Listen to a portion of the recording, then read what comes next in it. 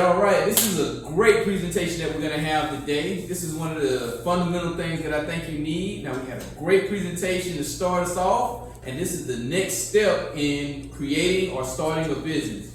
And this is dealing with a business plan.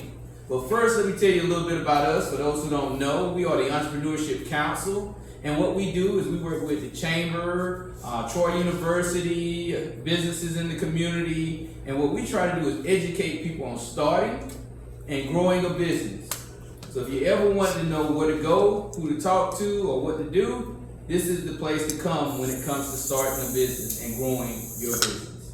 We touch on different things each month, from marketing to financing your business, credit, setting up a business plan, not in that order, but we do touch on a lot of stuff. Even with taxes, we had the Alabama Department of Revenue come in last month, and they did a great job touching on what you need to know when setting up your business, and it was great. So if you missed that one, we have a YouTube channel now, so you can go to our YouTube channel. We ask that you like and subscribe it. It is Entrepreneurship Council, and it's right there on YouTube. You can search for it, you'll find us, and you'll see that video because we did record that session last month like we're doing this one right here.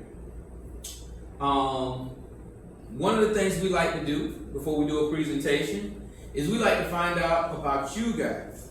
But since our presenter is one of the guys that normally is the people who talk about themselves and let you know what's going on, I'm going to touch on Troy University. Troy University is actually here in Dothan. We have Troy Dothan campus, where if you're interested in getting a 4-year degree, doctorate degree, or master's degree, you can actually go to the college here locally, as well as the Troy campus in Troy. They are all connected. And if your interest is business, we have the Sorrell College of Business. And one of the things our other sponsor, which is the Chamber of Commerce, has partnered with Troy to do is to actually give you the opportunity to get 10% off your college tuition if you are a member of the Dothan Area Chamber of Commerce. So if you or any of your employees who work for you want to go to college or continue their education, they can actually go to Troy University and get 10% off. So we're needing more students to register and get involved with the campus and come back and stay here in Dothan and start their business and grow their business, because businesses are a fundamental part of our community. If you're a fundraiser or an organization or a church, businesses hire people, give them jobs, and with those jobs they're able to do things like give back to the community.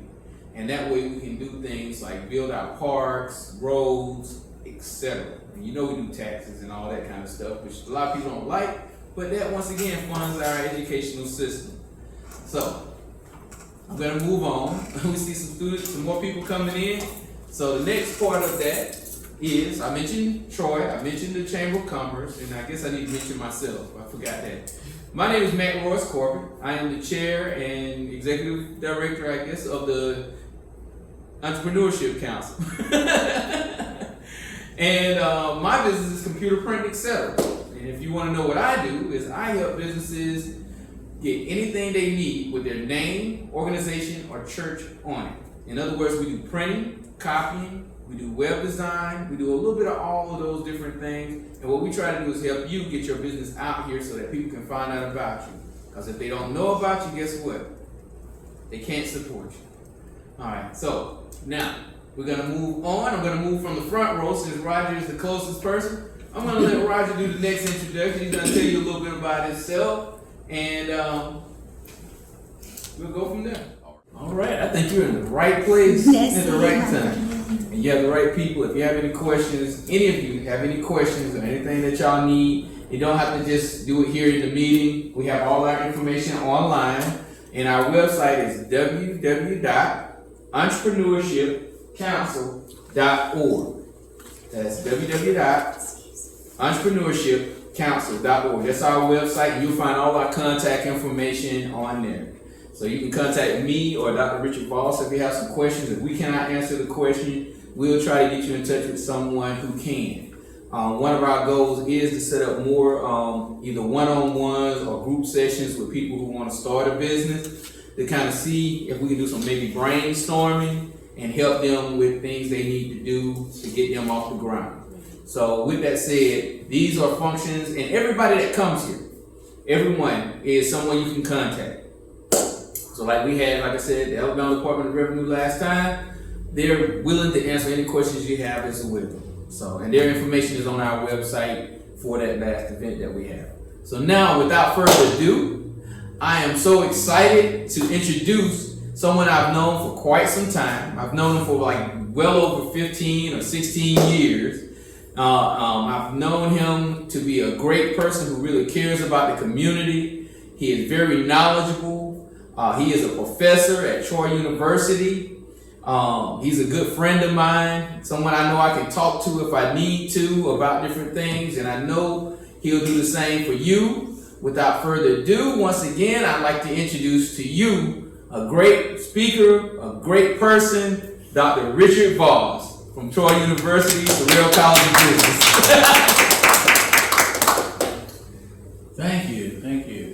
By the way, those forms, the survey forms that you have are for entrepreneurial interest. They're exactly what the person just mentioned near the end. If you're interested in having a discussion with any of us, sit down and brainstorm, try to advance a business idea, try to solve a business problem, then go ahead and fill out one of the forms and then turn it in, and we'll look at it. But we do want to be able to track people that we're able to shepherd through into advancing their business ideas. So tonight we're doing business planning. Business planning sounds boring to a lot of people. Business plan. It's always that multi-page document. Look, I got a business plan. You know, most of the time, people who really don't know any better, they want a business plan. They try to get somebody else to write it for them. It never works, because a business plan is literally the written expression of your own ideas, and the entrepreneur's ideas, even though they may be a little bit fluid and creative and ebullient in a lot of ways, writing them down forces you to confront the logic of your business that you may not have to confront in your mind. And so that's very important from that perspective. But I also emphasize, and this is my favorite part of it, I think it's the most important part of business planning, the strategizing part. Because we can't just write up, here's what my business is supposed to look like, there it goes, like this. It's got to be, well, how do we position it? And there are certain principles you can follow in order to make sure that your small business actually becomes successful, as opposed to being one of many, as opposed to being just a commodity that other people can easily duplicate. You don't want to be able to do that. So I have broken this down into 4 quadrants. You know, last time I did 3, but I thought, that resourcefulness at the end, I thought I really need to add that. So there's the planning part, writing up each piece of a whole working system. Of course, that's naturally what we have. You can go online and find, here's how you do a business plan. It's all generic. It tells you the pieces. So we'll go over that. But we'll emphasize what entrepreneurs experience as opposed to what you might hear generically if you go online and find your downloadable forms to fill out. And downloadable forms are fine, but we need to know the entrepreneurial angle. Then I have strategic positioning, of course, bypassing direct competition with big players. Extremely important. And there are very specific ways to do it. You don't have to like be really brilliant, be Elon Musk and invent, SpaceX or something in order to get around your competitors. You don't have to be heavily capitalized to do it. You just have to know what it means to create essentially a monopoly up to a point, a narrow monopoly, you're there offering something nobody else is nearby, and there are various ways to do that. Then risk conception, we need to understand how risk works in entrepreneurial ventures. Of course, entrepreneurs have to face the prospect of enduring lows that might last a little too long, and the hope is that you endure highs and take advantage of the highs by taking all the extra revenue and just trying to organize it as opposed to spending it all really fast. And then we have resourcefulness, rethink how to utilize the artifacts around you. Now that's more of a personal thing. Entrepreneurs are resourceful. They look at artifacts, they look at chairs and tables and buildings and things, and they see other possibilities that normal people don't see. And so if you're new to the entrepreneurial game, then you just want to get used to thinking in those terms. You know, chair is not always a chair, that sort of thing. So let's see what we have here. I went ahead and organized it like this. Practical planning, strategic positioning, risk conception, resourcefulness. And that to me is about what you need to bring together in order to express your ideas. I see this thing as advancing on its own. I did not mean to do that. That's fine. Okay, let's start with business plan. Say, why do we write a business plan? Well, evidence that your business really works. Investors need it. Banks need it. Suppliers may need it. Business plan, by the way, when you write the business plan, I mentioned earlier, you may not have thought about the logic of the business. It's maybe clear in your mind. This happens. This is very natural. Clear in your mind. I know exactly how to do this. I know what to do. As soon as you write it down, the logic of the writing itself forces you to rethink a lot of things. It makes you think more seriously about certain things. And then you'll identify the logical issues, the logical gaps, the logical jump to conclusions. You'll identify everything else by making yourself put it to paper.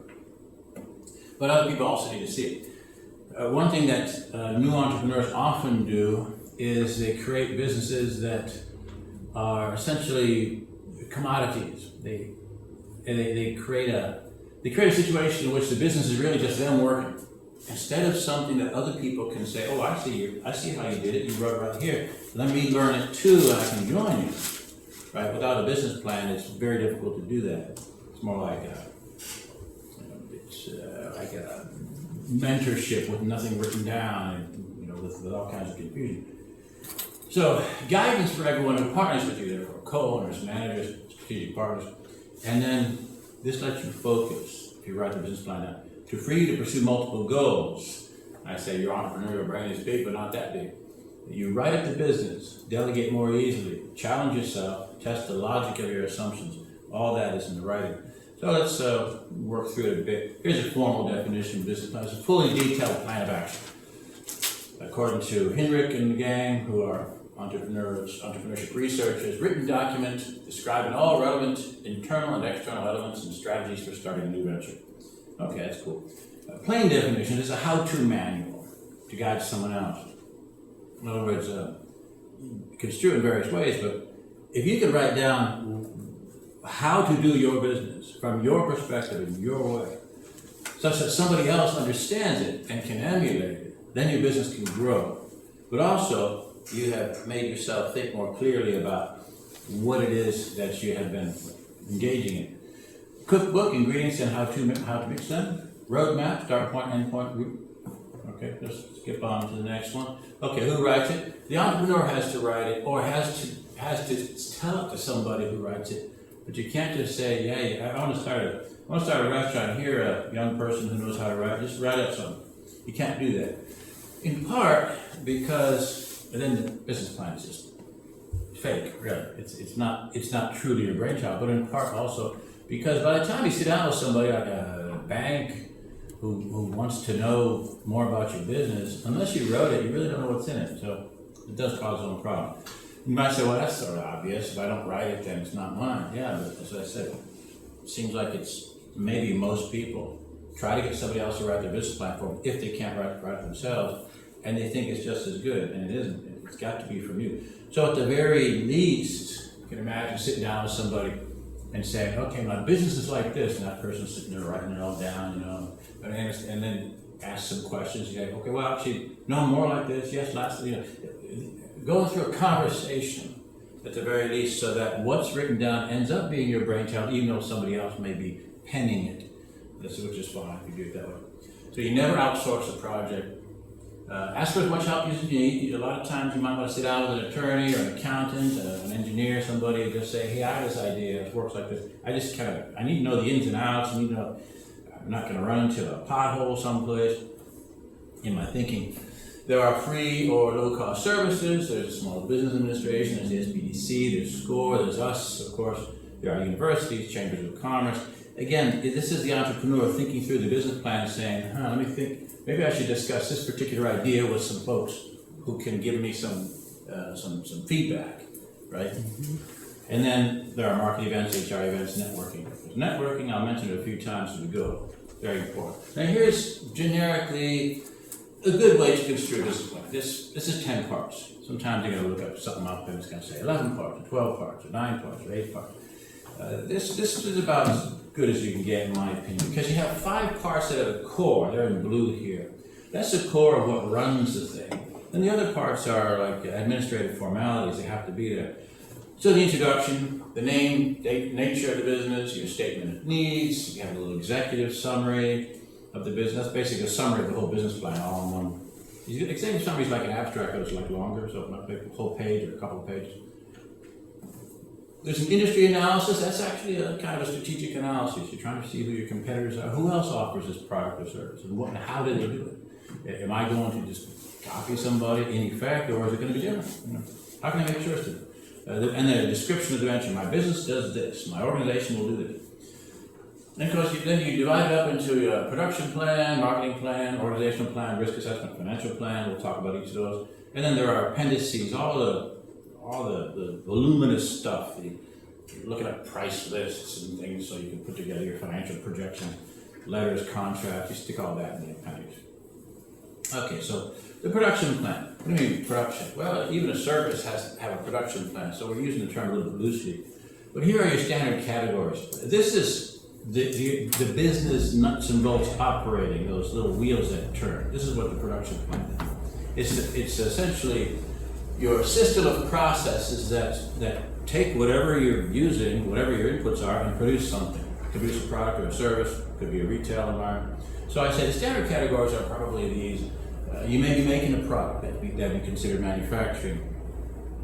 Even if you say, well, I just write little booklets. Well, you're manufacturing booklets. I know it sounds funny, but that's how they construe it. It's often small scale, artisan, or artistic. Maybe you do art. You know, that's also entrepreneurial. You can try to sell it.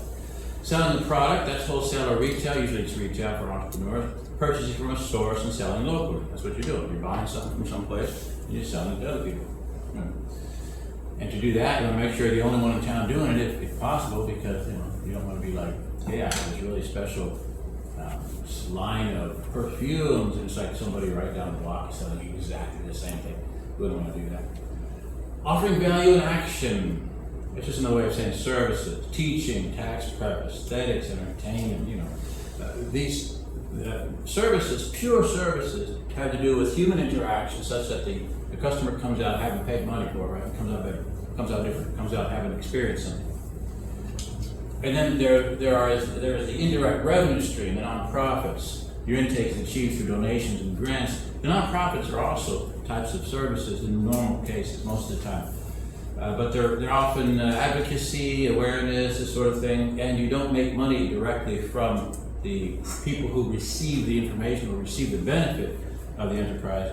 The real money is coming from donations, not connected to the service, right? It's a disconnect, and then grants and stuff. So these are your main categories here. And entrepreneurs often blend categories. If you're going to think about it, it's like, well, it's not just manufacturing. I mean, I sort of provide a service too. Yeah, but when you break it down, most of the time entrepreneurs have a mixture. Even a retail environment, you're helping people in a way that's more than your big store retail environment. So you end up, in reality, blending the categories. You wouldn't on paper. You wouldn't when you're applying for your NAICS code, for example, but you are in reality in a lot of cases. So products and services easily overlap. And I say basically what you're trying to do on the right-hand side, you're trying to describe the process. How do you set it up, right? Do you receive things that you're going to turn into something else? Okay, then you describe these things. What's step 1, step 2, step 3? A business actually is a system of processes. You have intake processes, loading dock, stuff arrives, right? There's a process by which you break down the bulk materials, if that's what you're getting, and then you position it someplace, and you have your own way of doing it, your own rules you come up with. And then that feeds into some other process. There are processes that are designed specifically to add value to a product, or to train people to be able to add value in terms of services. Then there are other processes that are designed to achieve a little bit more safety, legal compliance, things like this. We have positive and negative feedback. Anyway, that's your production plan. Marketing plan, a little bit more easy to understand, I think. standard channels, there are such a thing as word of mouth, especially important for entrepreneurs. I don't mean just you're waiting for your customers to spread the word, but entrepreneurs themselves will go out and talk to people. There's a lot of human interaction with entrepreneurs that you don't get with bigger businesses. Bigger businesses is human interaction. Your chief of marketing is talking to folks and that sort of thing. But with entrepreneurs, it's more of a, you'll network, you'll talk to everybody. You'll exchange ideas. And you don't even know what maybe the great ideas are going to be that pop up, but it's all in the human interaction. Human interaction also is a way to be closer to other organizations. Let's say you have a certain supplier. You found some folks in, I don't know, Mariana who supply something that you need. And it's a small concern, so it's perfect for you because you're a small concern too. Better to buy from the small time players, then there's more mutual dependence.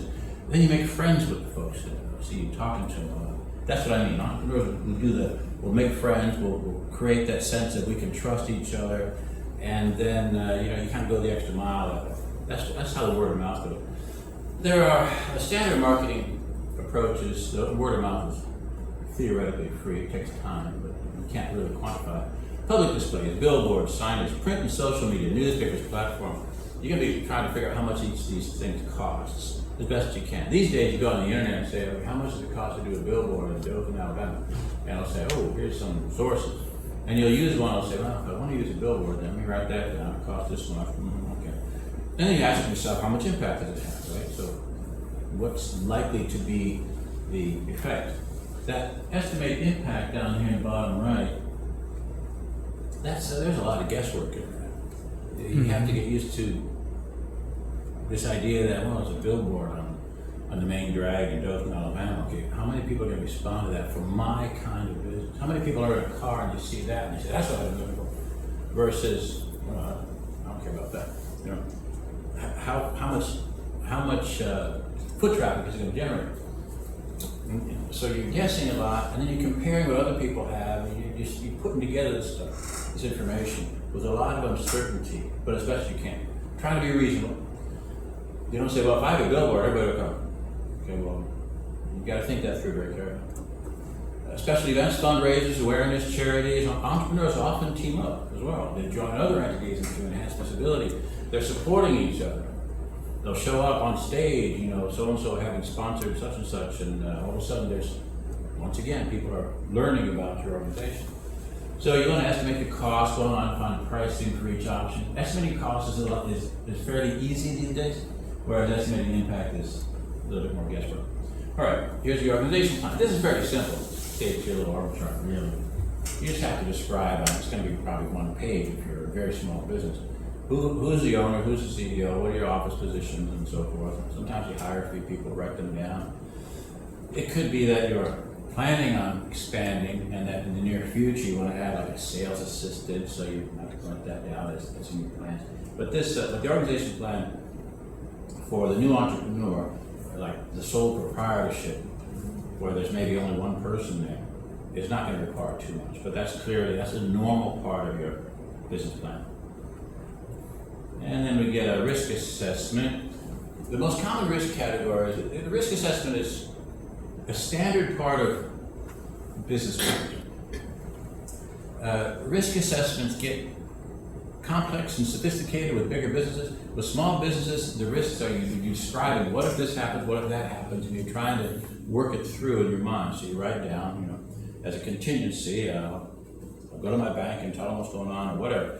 So we have different types of risk. The main types of risk to consider are these three: market risk, financial risk, and operational risk. Market risk. What if nobody shows up?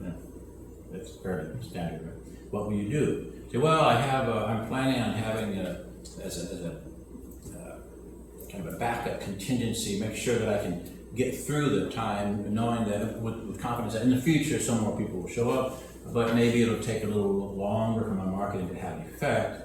All right, so you just want to know what you would do if the customers don't show up. And I've seen.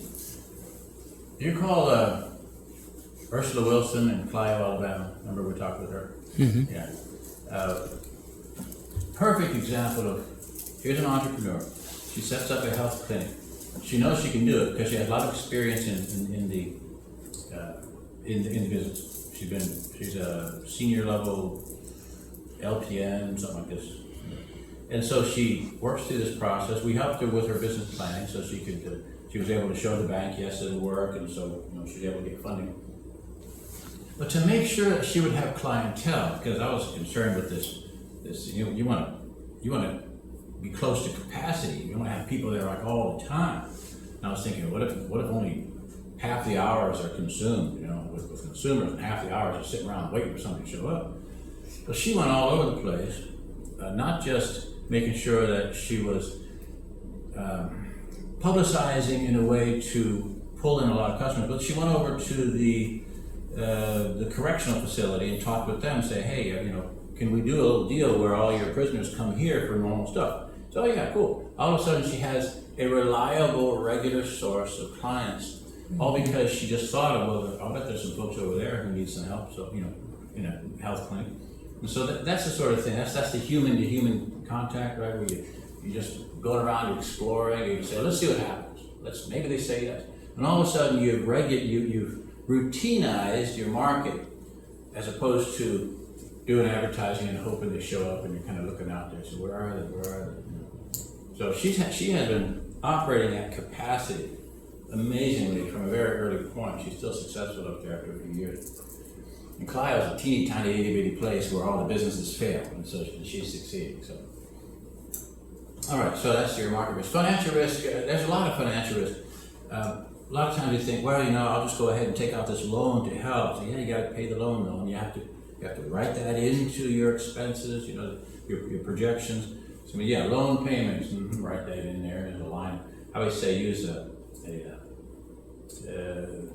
spreadsheet, or put all your financial projections on your spreadsheet.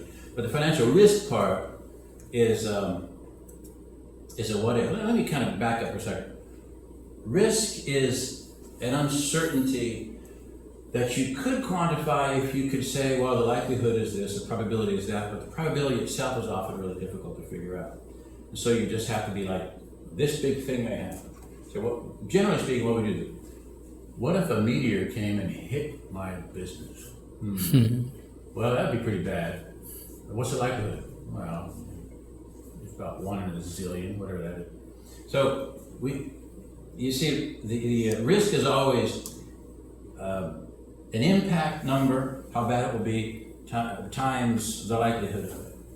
Something just completely out of the blue can always happen, but you can't, and you're not going to plan for it because it's so rare, like a meteor, right? You're not going to plan for a meteor. Imagine if you did, though. Okay, then I'm going to plan for what if elephants came running? There's one there. What if you start go through the list of animals? You got giraffes, and what if gophers eat all the wires? See, you have to think of things that are reasonably conceivable in your mind and experience. Again, it's very fluid. It's not sitting there using numbers. It's just thinking thoughts. Anyway, so we have, what if customers fail to pay after services are delivered? If that's just how you have it, oh yeah, we deliver service, and then we bill them. Okay, well, how money are they going to pay? What do I have to do if they don't pay? Small claims court. I'm going to have an operation like that. That sort of thing. What if my cash flow can't keep up with service delivery? Like you're delivering a bunch of services, people are then paying for the services with credit cards. Now you're waiting for the credit card companies to pay you.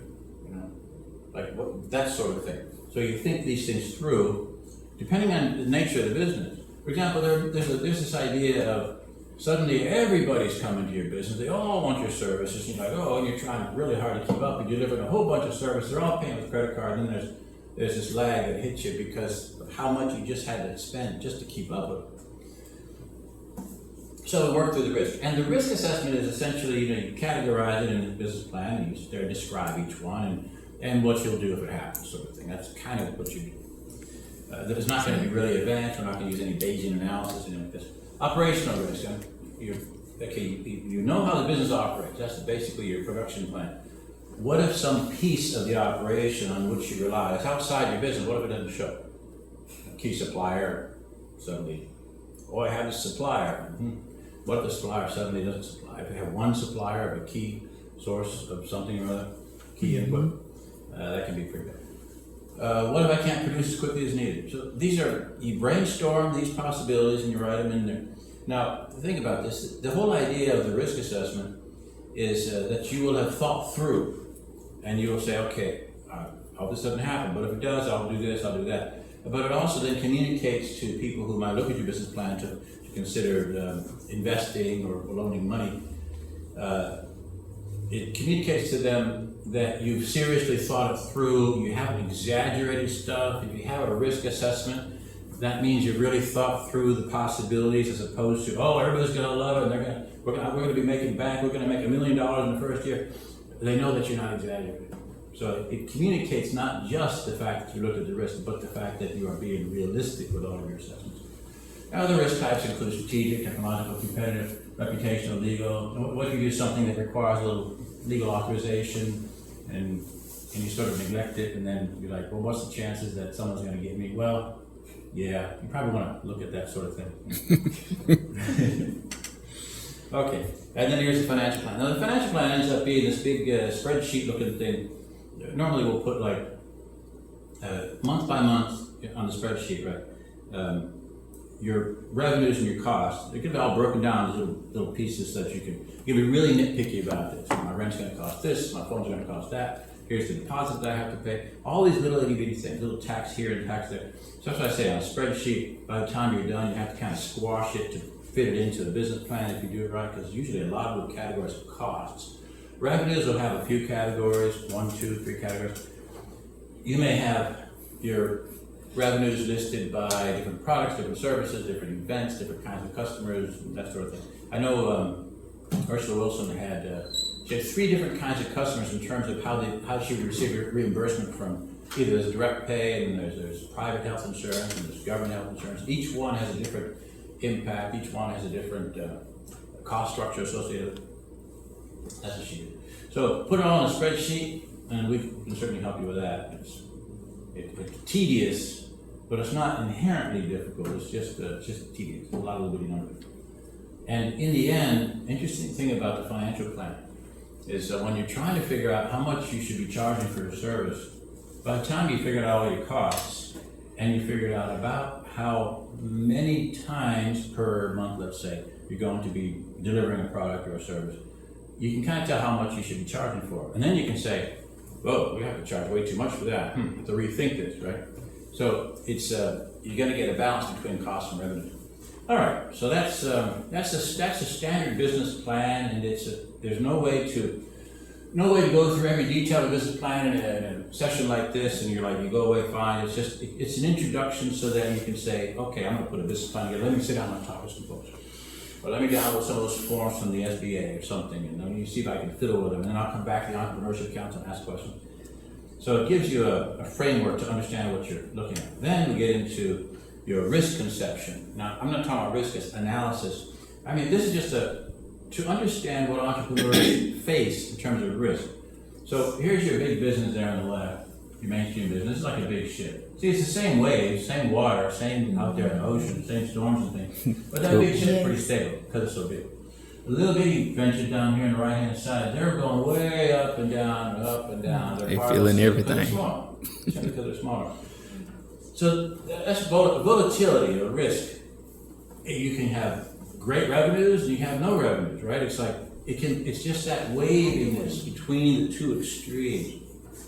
So let's kind of work with risk and volatility. Volatility, when the environment changes a lot and suddenly, market demand suddenly rises and falls a lot, you can be fooled into thinking, I mean, it's a good kind of fool, I think. If everybody comes for your services and you're like, well, I made a lot of money, you'd be fooled into thinking that it's going to stay that way. That's the thing, see?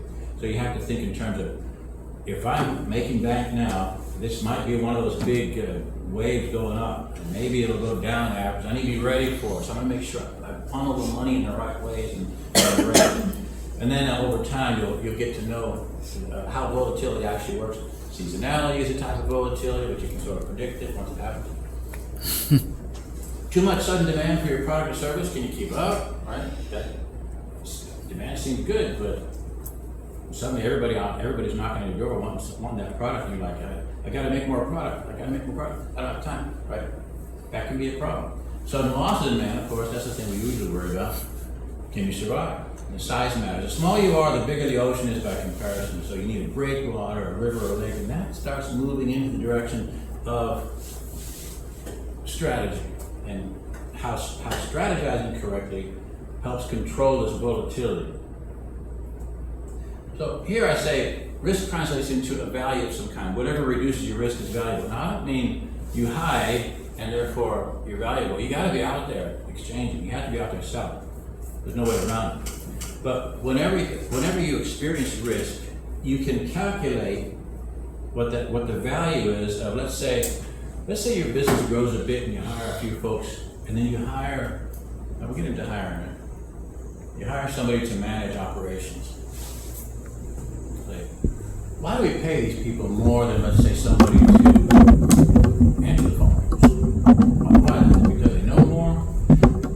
There's actually a correlation between how much you should expect to pay somebody for a job and how much that individual could damage your organization. Because you give these individuals who are paid more, you give them more autonomy, you're inviting disaster, right? Well, actually what you're doing is you're paying for their judgment, you're paying for that track record of they're good judges of situations and they can make the right decisions. You give them freedom to, as it were, destroy your company, and they're not going to do it because their judgment is good enough not to make those kinds of mistakes. See what I'm saying? If you hire somebody who is capable of destroying your company, you're also hiring somebody who's capable of really building it up. And so you're trusting that judgment. That's why you measure risk. I always say, by the way, when you hire people, really put them to the test. These people at high levels, operations managers, marketing managers, any kind of manager, put them to a test. Come up with some questions that you can ask them and see if they really know what they're talking about or just pretending. You don't want to hire those pretenders. So when you hire somebody down here at the bottom, notice what happens in effect. You, the entrepreneur, you're accepting the volatility, you're accepting the ups and downs and ups and downs. That's you. Sometimes you make money, sometimes you don't. And that employee that you hire, the clerk, the phone answerer, right, is safe, at least while the individual is hired, is employed. That individual is like, I get a steady wage over time. And the entrepreneur has to take all the slings and arrows of volatility. So that's how that makes sense. Now, if you said, all right, clerk person, I'm gonna hire you, but I'm gonna put all the risk on you. Like you make money as a you do this for people who are hired on commission, like salespeople. You know how much they sell, they get a certain portion. Imagine you did that though for the person who answers the phone. The individual answers the phone and takes on all the risk. Well, then you could conceivably pay the individual more. See, risk inserted into, folded into a job means that the job can have big swings up and down. But you, the entrepreneur, you don't have to incur those risks. You're handing it off. That's why when you give the guarantee to that person, here's your wage. As long as you're working here, you get this wage. It's guaranteed because you can't change the wage. Well, the wage is going to be lower proportionally to that measure of risk to make it safe. That's why the wages tend to be low. And that's why entrepreneurs are capable of making a lot of money, despite the fact that the ups and downs cause you to have to organize things very, very carefully. Let's get through economies of scale, and then we're going to go through strategic positioning, which is the best part. So economies of scale, big companies have large economies of scale. What does that mean? The bigger you are, the more you can subdivide what you do into those specialty areas, and it's more efficient. If you are the entrepreneur, nobody else works there. You got to answer the phone. You got to sweep the floor. You got to buy the stuff. You got to do the entrepreneurial stuff and all the routine stuff. A lot of your time is being spent on low-value stuff. But you have no choice because you're the only one. So the first person you normally hire as an entrepreneur is somebody who can do the low-level stuff like answer the phone, right? Because otherwise, your valuable time is being spent on that. Then you parcel that off to the individual answers the phones. Now you're doing more entrepreneurial stuff. And each time you hire somebody, you try to push off the routine stuff that a lot of people could do onto the new hire, and then you maintain possession of the creative entrepreneurial stuff, where your talent is. And that's how slowly over time your economies of scale will build. Anyway, that's pretty self-explanatory. Strategic positioning, fine. Strategy starts out big. Let me kind of skip through part of this. When we're talking about strategy, I don't have to get into all this mission objective stuff. Of course, that's in there. But this is really where it occurs. If you think about, this is an adaptation of Porter's model. And Porter's model tells you what different kinds of strategies are available. Big differences in strategy, only a few. 3 different types of strategies that make sense. So we call them generic strategies or core strategies. But notice what we have here, it's an overlap. We have supplier power on the left-hand side and we have buyer power on the right-hand side. That also means the suppliers, the people who give you your stuff that you buy to use in your business, they're on the left-hand side. Not just the power, but they're there. And on the right-hand side, that's your customers. So in the middle is competitive rivalry. You can skip that unless you're doing a 5 forces analysis. If you think, okay, I see my value chain in there from left to right, so from supplier through inbound logistics, through I'm in the middle where the competitive rivalry is written, right? Outbound logistics, and then there's my customer. Then you realize, if you're a mainstream business, you can either be a cost leader, so that's where the C is. Cost leader specializes in that linkage, supplier power to you, and then the differentiator specializes in you out to the market. It's a completely different way of looking at things. The entrepreneur, the new business, normally can't operate there. These businesses are, we think of them as industry-wide, market-wide, they're out there, they're big. But we're small as entrepreneurs, so we have to find a place where we can operate such that the big guys, let's say, they overlook this little nook, this little cranny. They overlook the little village on the mountain, they can't get down to Walmart, so they gotta do some other way, right? So they can't do Walmart customers. The little town where, I guess I can pick up Walmart further. A little town with no Walmart, what do they do? Now, these days you go to Dollar General, right? You know. But in fact, Dollar General is taking advantage of that same kind of thing. The point is, you have to create what we call a little breakwater or river. It's what we call a narrow monopoly. Notice it's threat of substitutes. What are people doing? You think of your business like this. What are people doing until you show up with regard to whatever product or service you're offering? Well, they're making do some other way. Say, well, could I reach out to them? Is there any frustration? Would they really like my product? Would they suddenly say, oh, finally somebody's shown up that actually offers? I know, some of the big players have these, but I can't get to those guys. They're too far away, it's too difficult. But suddenly you're here right in front of me.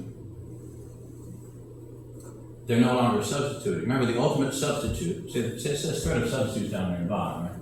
That's where the focused firm is. That's where the small business is. The ultimate substitute is just this, make do without. Otherwise, a substitute is some kind of common alternative to something. So I say this is where our success hides. You figure out where those substitutes are, where people are substituting for whatever you have to offer. And then as soon as they, again, think it through. As soon as they know you're there, some of them are going to say, "Oh, thank goodness you're here, because I've been wanting something like this all this time, but I couldn't find it." Yeah. And that's what you have to try to put together. It's more difficult now than it used to be. We have the internet where you can order all kinds of stuff, so it's difficult to create a product, let's say, that's so unique that they couldn't get it until you showed up. Products are like that. Services are a little different. A lot of services, generally speaking, you kind of have to be close in. Now, there's internet-mediated services, of course, but being able to have the human-to-human contact is extremely valuable. So you can kind of imagine, well, for the entrepreneurial venture, service makes a lot of sense. Or combining, if you're a retailer, you ever see a Latino retail store or someplace? Do we have one here in Dothan? We have more than one here. Mm-hmm. Okay, how do they survive? They're so small.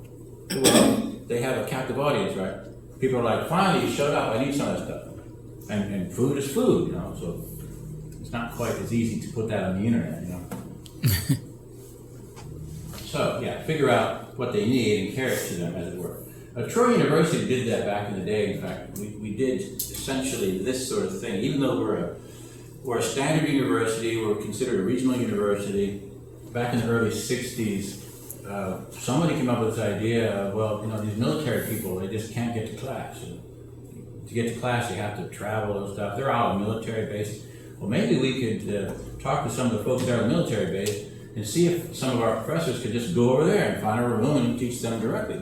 Oh, great idea. And it turned out to be very successful. And that was during a time when there was no internet, you couldn't take online courses. So, of course, it made sense. We show up, suddenly we're offering them a service, this education. They can get their degree finally, they couldn't do it before.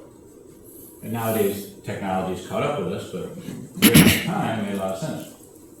This also tells you something. You figure out that niche where your presence is valuable, and over time, at some point, society is going to kind of catch up with it, and you're going to have to keep on thinking through, how do I continue to make myself important and valuable despite the change in technology? So here's normally what we expect with small businesses. Create a strong connection to your customers. Why are you special to them? Think about this. Okay, there's a little clothing store in Ozark where we live, right? Called Barefoot. Okay, what's cool about Barefoot? Oh, they're there. Okay, it's a real clothing store. You go in there, folks are nice. What happens when you're in a retail environment like a clothing store and there's downtime? You have to chit-chat with the owner, right? You can't do that if it's really busy all the time. So entrepreneurs have the possibility of just an ordinary ebb and flow of the market, of your customer, of your foot traffic, every now and then to engage in conversation. And that creates friendships. Friendships create a draw, it's a connection. So what I hinted at earlier, let's say you have an organization, there's you running your organization. There's some supplier over there, someplace, Pensacola, I don't know, someplace where you get some good stuff that you use. And every now and then you drive down there and you get it, right, every now and then. But then you talk a lot with the individuals, you have a lot of interaction, you make friends with them, all of a sudden Pensacola is closer. The organizations with which you interact, that's really how far away they are. It seems like it's geography, but geography just makes it harder to get there.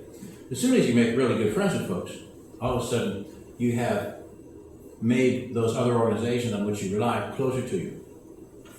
And one thing entrepreneurs need to try to do as much as possible is localize their sources. They want to, let me skip over here.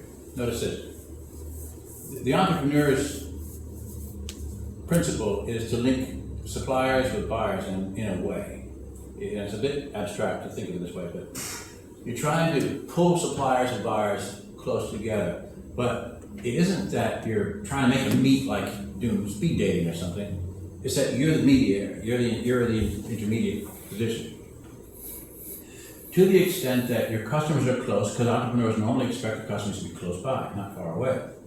And to the extent that your suppliers are close, because again, the entrepreneur's success relies in great part on being able to secure some suppliers who are, here's an example of you're a small business, you need, let's say, paper, routinely. You find a source of paper that's small like you, they can't sell to big boys, but they can sell to you. All of a sudden you have a really good supplier. And the supplier is more valuable to you, and you're more valuable supplier because the supplier is small like you. That's supposed to be really big. When they're really big, they don't care about you, right? So there's that kind of distinction. So what you want to do then is think in terms of creating strong connections to your customer. There's a lot of talking, there's a lot of friendship, there's a lot of that sort of building up. And strong connection to your suppliers as well, people from whom you buy the stuff that you need. You try to get them close, try to get them to become more and more people that you can talk to as opposed to abstract, big giant companies. And to the extent you can build that, then you build a kind of self-reinforcing structure that helps you maintain that small business, helps you maintain your success, and then you decrease that volatility. All right, so there's your value chain. So the narrow monopoly is this idea that we're talking about. Think about what a narrow monopoly looks like when you're driving down the road and you stop at the convenience store because you got to get gas. But you stop to get gas. As long as you're there, you're only going to buy stuff from that store if you're going to buy stuff at all. That's a narrow monopoly. It's a really easy version of it. There are other kinds too. For example, there's You buy an inkjet printer, now you have to buy their ink. You know, that sort of does, that's a bit of a structural thing, but still, it operates the same principle. If the narrow monopoly consists of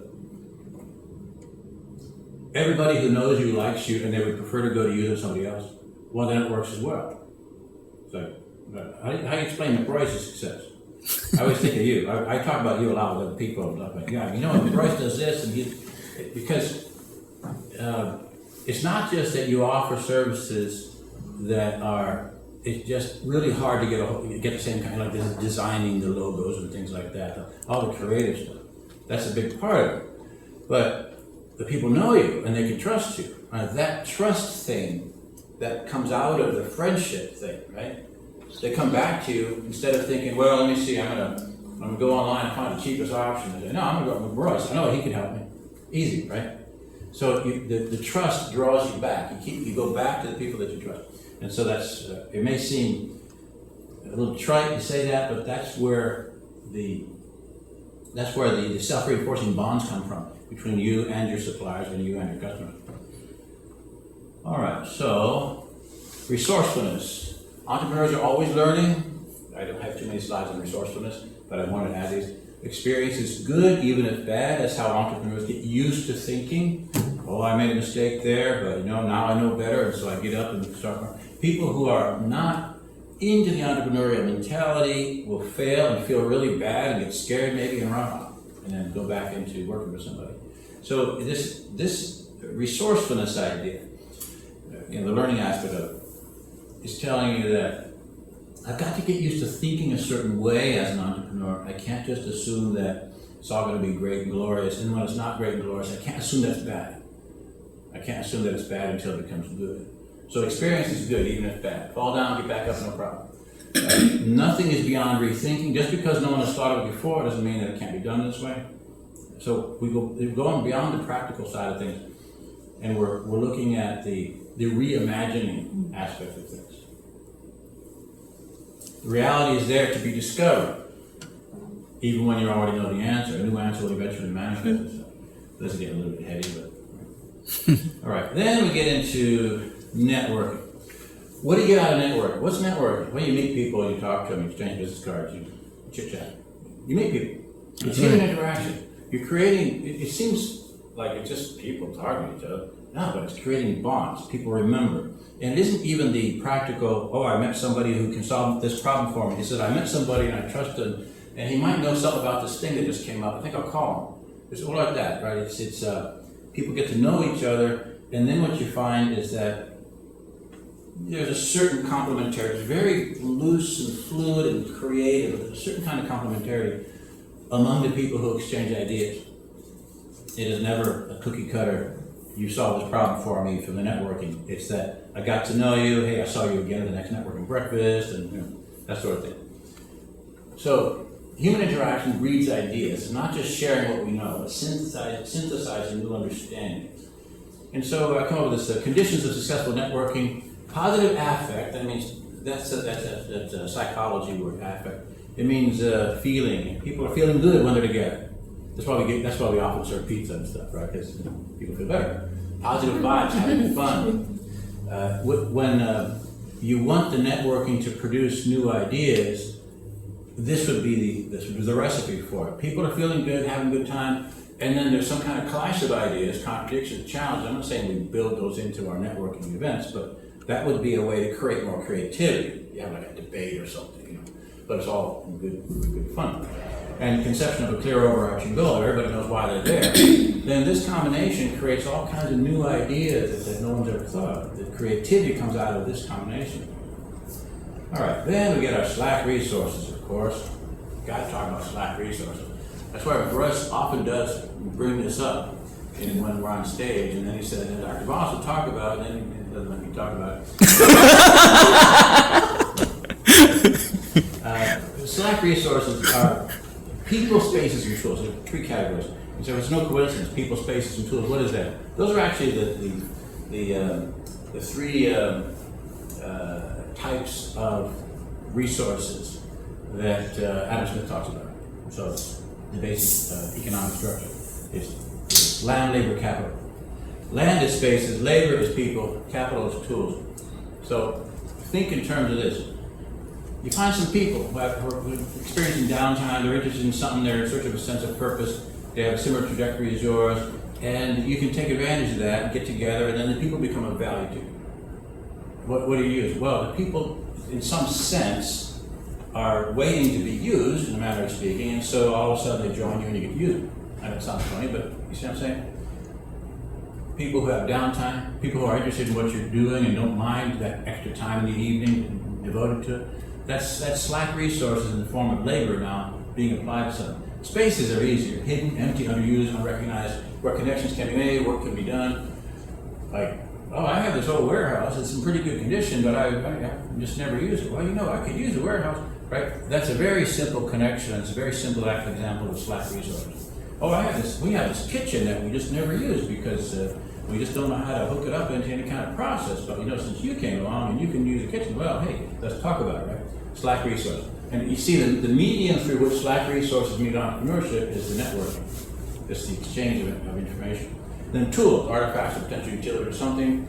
And then look to repurposing, rethinking, reimagining all kinds of tools, computers, whatever you can think of. All of that constitutes slack resources. If you get used to slack resources, get used to the idea, then you'll be thinking in terms of, well, there's got to be somebody around here somewhere who has something that I need. Or you say, well, let's network again. I think I'll find it that way. The human interaction, you throw ideas together and be surprised what happens.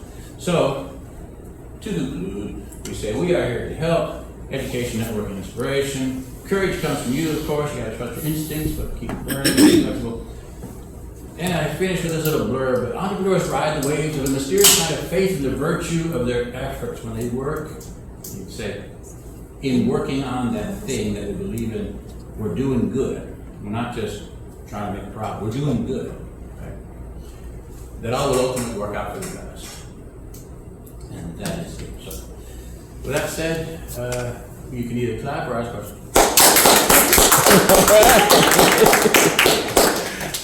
Now we have an opportunity for y'all to ask questions. If y'all have any questions, y'all can go ahead and ask them now. I'll go ahead and put the camera on.